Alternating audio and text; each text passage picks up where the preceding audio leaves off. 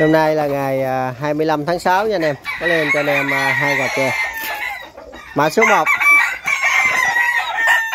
là Mỹ Cancel. Con này là 1 với 250, chạng là 1,3 kg nha anh em. Gà gần 8 tháng. Cái này để anh em con 2 dít. Con nào cũng như vậy nha anh em. Có clip nhấp bên kia, anh em qua đó tham khảo giùm em.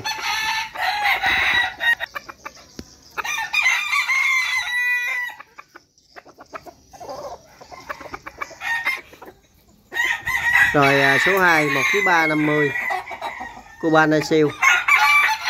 Lưng dài nhưng mà tay ok nha anh em. Gà có bản lưng nha, nhìn gọn gàng. Nói chung gà này giỏi mà có cái là cái đuôi hơi nhẹ bên phải nha anh em. Đây này vô trong cũng tay nha anh em. Chung là ok. Rồi để anh em 2 lít luôn.